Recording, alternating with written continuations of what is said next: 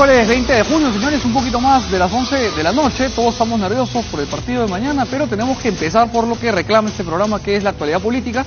Y nos acompaña el congresista Pedro Laechea, que ha estado en el meollo del debate después de su salida de Peronos por el Cambio. Salida que él ha justificado, que nos va a contar un poco más sobre ese tema.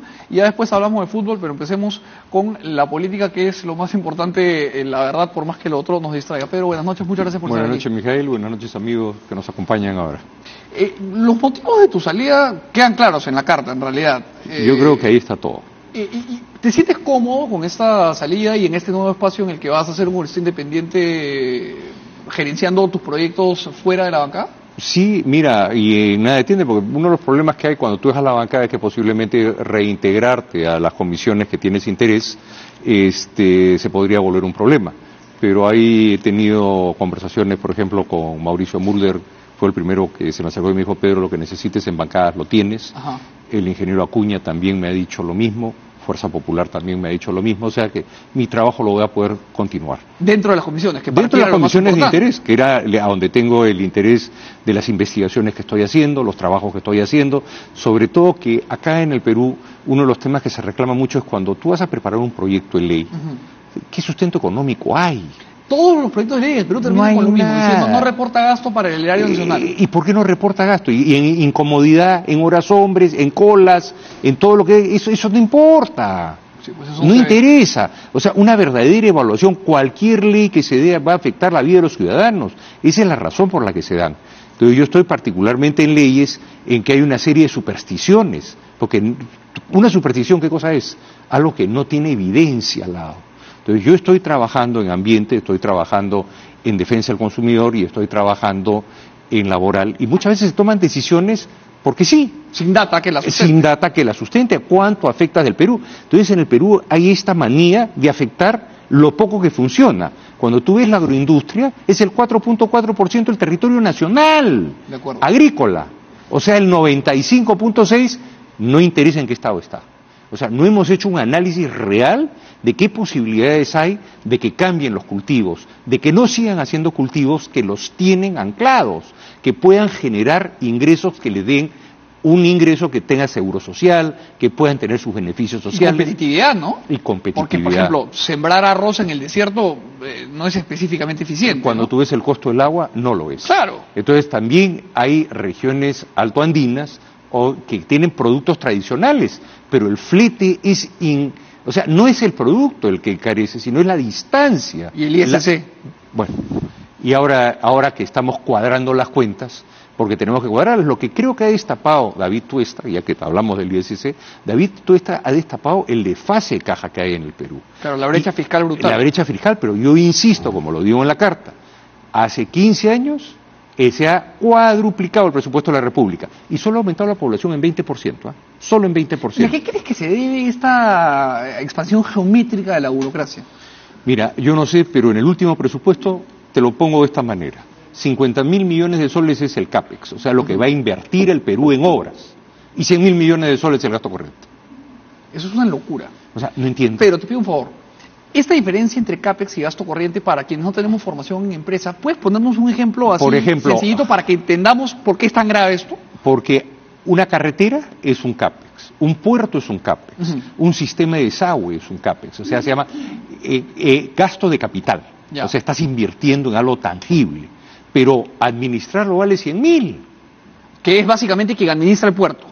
Claro, o sea, quien va a ser el puerto, entre la municipalidad, el gobierno regional y el gobierno central, vale el doble para hacer el puerto, la carretera, el puente, lo que tenga que hacerse. Entonces, si el Perú fuese una empresa, hoy día nos estaríamos yendo como el Titanic directamente al iceberg. Los gastos generales en cualquier negocio nos pasa el 14%, el 15%. Y entonces en lo que había sido una hipertrofia por malas decisiones de gente que ha contratado los gobiernos regionales. Mira, cuando tú ves cómo gastan los gobiernos regionales, cómo gastan las municipalidades y cómo gasta el gobierno central, tú te das cuenta que ahí hay un problema que tiene que abordarse, que tiene que enfrentarse. O sea, no es así de fácil, tuyo ajeno, pero que no te falte. Entonces volteas y dices acá y dices, entonces yo, ¿a quién represento acá? Definitivamente vengo del mundo del emprendedurismo y de la empresa. Yo he trabajado con MIPES, he sido presidente de la Sociedad Nacional de Industria, con el tornero que está subiendo en Pachacute, con la gente que tiene su taller de pintura. Esa gente, ¿quién habla por ellos? O sea, en la mayoría de los peruanos no está en planilla. No está en planilla. El 77% de los peruanos no le beneficia ninguna de las leyes que se vienen. Y es importante dando. decirlo, porque a veces se habla, por ejemplo, de un tema como el salario mínimo, y se opera bajo la superstición de que subiendo el sueldo mínimo va a haber menos pobreza, cuando el grueso de gente pobre ni siquiera se va a ver afectada. Si fueran 21 peruanos, informal. ya, 17 no tienen nada que ver, porque no están en planilla. 3 están por encima. Tampoco tiene nada que ver. Son 4 que son empresas tan chiquitas, que cualquier costo que le subas, los hundes. Se van.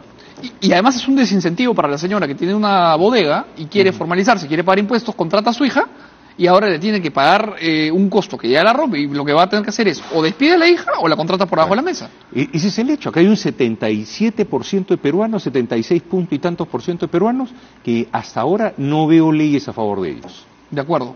Ahora, Pedro, te hago una pregunta con respecto a lo que está pasando en el Congreso ahora, que es que el Ejecutivo ha dicho que mañana va a presentar una acción de inconstitucionalidad en contra de la ley que se ha presentado con respecto a la gestión del Estado frente a la publicidad en medios. Así tengo entendido. ¿Tú has tenido una posición temperada al respecto? No temperada. Yo he votado en blanco por una razón. Explícanos. Yo creo que este es un tema técnico. Esto no es un tema... yo creo que el camino que se tomó, bien, la mayoría lo tomó. No yo. Yo creo que este es un tema que tiene que ver con el presupuesto de la República. Acá hay temas que son colaterales, estamos conversando. Por ejemplo, las universidades públicas, ¿van a poder hacer publicidad o no? Los gobiernos regionales, las municipalidades. O sea, acá hay una serie de temas que pueden tener efectos en cascada. Y que pueden haber no sido considerados en un análisis inicial, porque ayer conversaba con el exministro Solari y con el exministro Fongese, y los dos desde sus perspectivas. El ministro Solari, por ejemplo, hablaba de cuando se hacen campañas de vacunación o campañas en contra de la anemia, y él decía, ¿cómo lo promuevo? Y el señor Fongese nos decía, de hecho, profe, mi vivienda. Por eso te digo, acá era un tema de control presupuestal. Ahora que comienza en julio viene el presupuesto de la República, vienen todos los ministerios a presentar su presupuesto al Congreso. Ahí discutiremos los presupuestos y razonaremos. Yo sí creo que hay cantidad de partidas de presupuesto publicitario que no deberían estar. Sin duda. Yo te digo, en el Ministerio de Industrias me imagino ya de 2, que yo quería pararlas, pero ya está el contrato firmado. Yo no las hubiese renovado y me voy a oponer a ellas. No, pero la posición que planteas es distinta, porque ahí lo que hay es una lógica singular de ver caso por caso y ver en qué momento se hace necesaria una campaña y en qué momento necesitamos más leyes. ¿No? Tú sabes, Mijael, que yo estoy presidiendo y pretendo postular por lo mismo en la CEMOL, que es el ordenamiento legal. Hay cosas que no necesitan leyes. Que nos explicaste con detalle la última vez que viniste, que es que hay demasiadas leyes en vez de leyes que funcionen. O sea, la ley, ya no quiero ocuparme del tema, ya que se vaya. No, los temas que son permanentes hay que ocuparse de ellos diariamente. Entonces tú tienes que ir a la comisión de presupuesto, ver que venga el ministerio, a ver, tráeme toda tu partida presupuestal, qué campañas tienes este año, y tomo mérito en ellas. Las que no valen la pena se cortan inmediatamente. Pero no ¿te parece una especie de abdicación aparte de la chamba que tiene un congresista? Porque lo que tú dices es correcto, ¿no? Un congresista tendría que poder llamar al ministro y decirle, explícame por qué has gastado en esto. Mira, yo creo que es un poco la deformación que veníamos hablando que hay en el Congreso. El peruano cree que todo se resuelve por leyes. Uno de estos días vamos a derogar la ley de la gravedad y vamos a salir volando todos. No sucede así. Sí, escribimos leyes como cartas a Papá Noel, ¿no? Mira, hay 600.000. El Perú tiene 600.000. O sea, si alguien viniera al Perú y quiere saber qué obligaciones tiene, tendría que leer 10 años lo que hay. Leerlas, no sé si entenderlas. Pero ese problema... No sé si se puede entender todo. También, de acuerdo. Entonces, hay mucho que poner orden. Entonces, lamentablemente, hay cosas que son más bien de carácter operativo. Y el Congreso sí tiene un sí importante que decir. Sí lo tiene, porque sí tiene que ver el presupuesto y se tiene que tomar mérito de cómo se gasta. Yo creo en qué y cuánto y completamente de acuerdo. Yo creo pero la prohibición es draconiana. Yo creo que la prohibición al final del día no es buena. No es buena en la forma que se ha planteado, porque no estás yendo al proceso que está habiendo detrás de la toma de decisiones. Vamos a descubrir muchas cosas que no deberían estarse haciendo.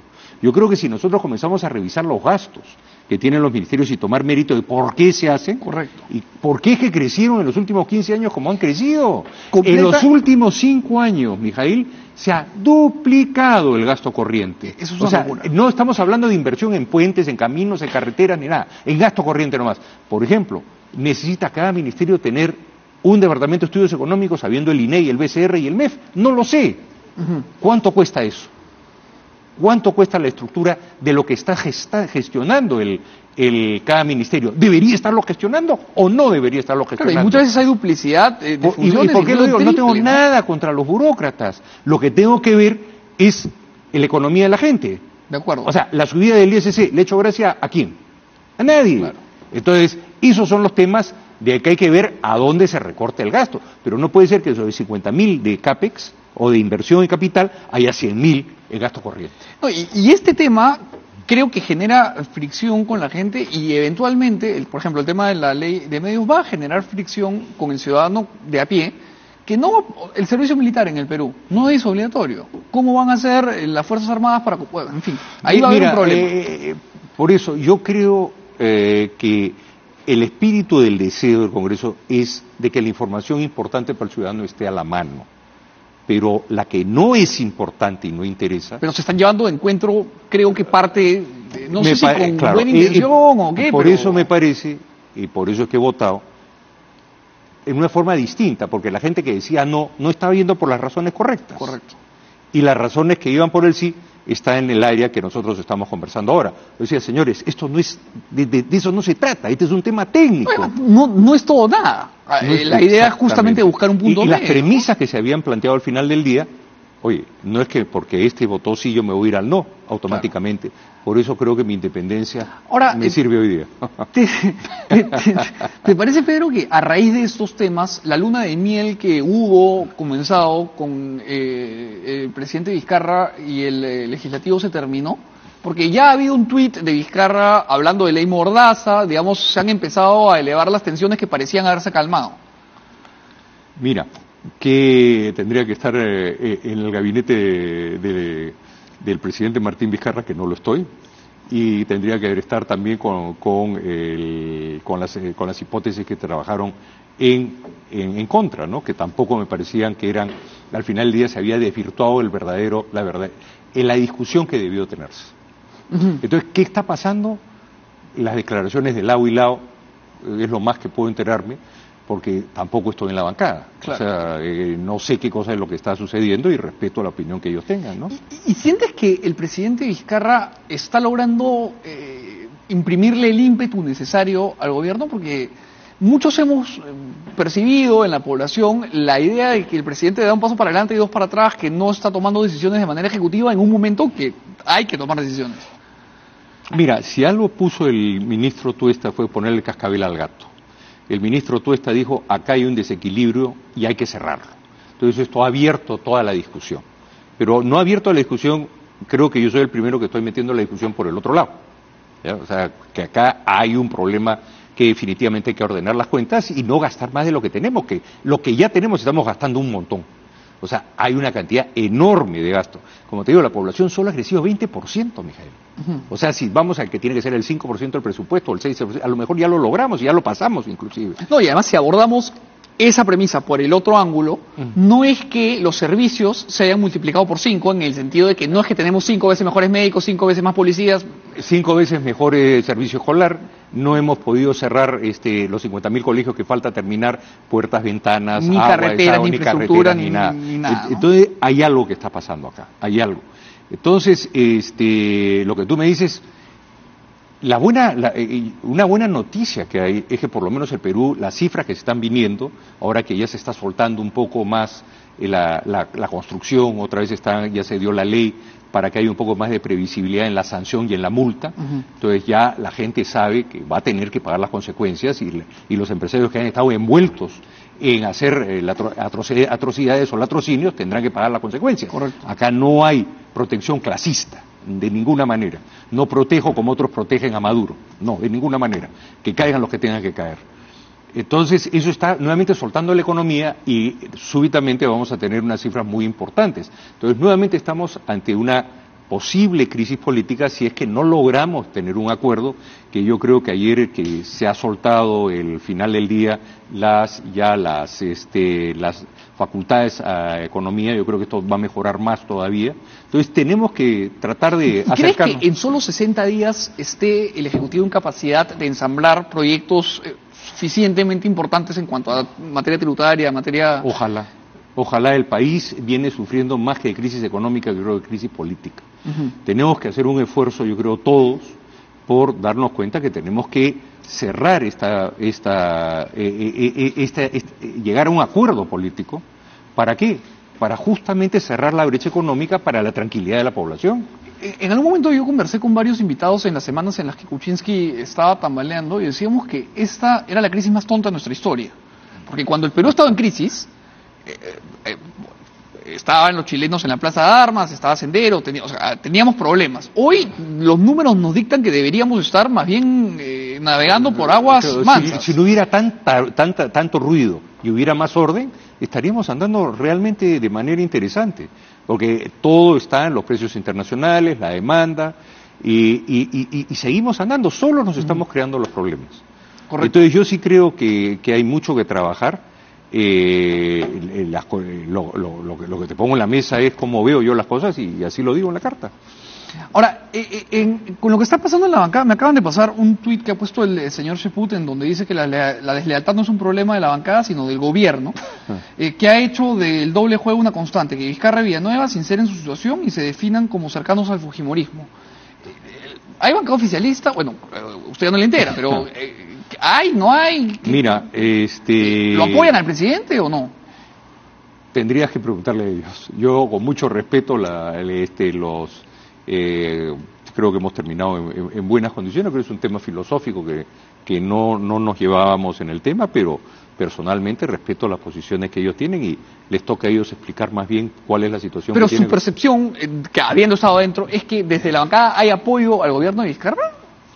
Mira, yo he ido una vez a una reunión con el presidente, que fue una reunión más bien protocolar.